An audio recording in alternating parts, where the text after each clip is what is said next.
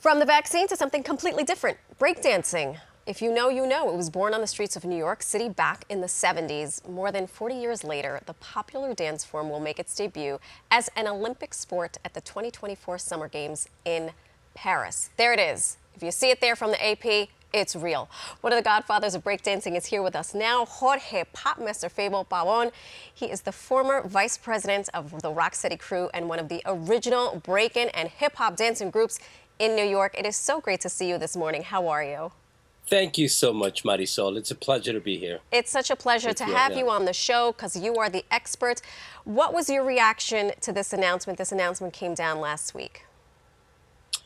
Well, I have mixed emotions, mixed feelings regarding the whole thing. The conversation has been going on, in fact, for quite a few years in regards to breaking, or as we know it, b-boying or b-girling in the Olympics.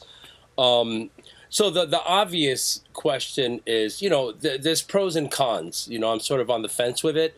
The obvious question is like, are they going to factor in, flavor, finesse, footwork?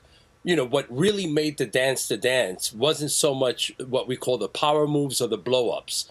In other words, the head spins in the 1990s, 2001s, all of these, air flares and what have you, all of these moves are cataloged, they have names, and some of them seem more, gymnastic-based and acrobatic, yeah. Right. So then, we run the risk of it losing the essence of the dance element, the dance component.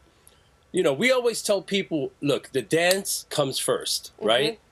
It's some people choose the moves over the movements. Right. It's like if you want to take up martial arts and right away you want to learn like a flying kick, versus going through your katas and what have you. So that's one of the risks is, but of course that would all boil down to like the criteria, right? Right. The judges and the IOC and how the Olympics, everyone in that committee, how they're arranging the criteria, which from my understanding, there's some people in there that do know the deal. Well, I would hope they do, because this, it's easy for us native New Yorkers to say, breakdancing was born on the streets of the Bronx specifically, but breakdancing is popular in Japan, in parts of Europe. I mean, it was a movement. It's really steeped in a culture that is so rich in history that was so easily forgotten.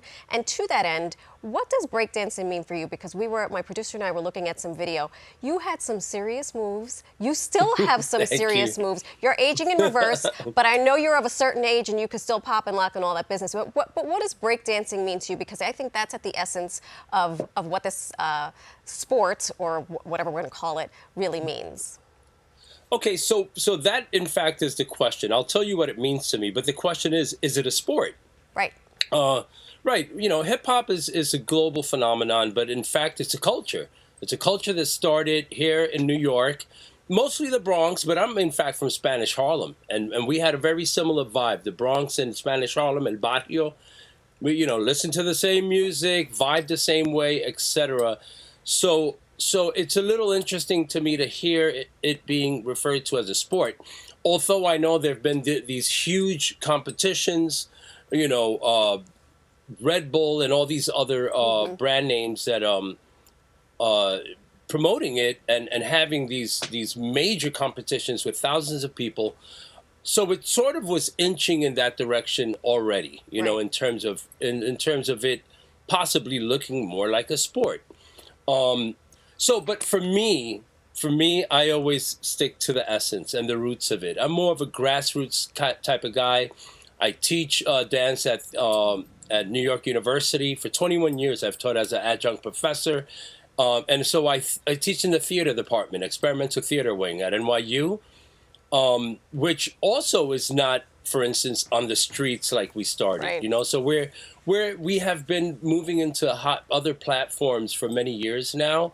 But for me, it's about the fun of it. It's about the fun and competitive edge. I got into popping and locking because I enjoyed battling.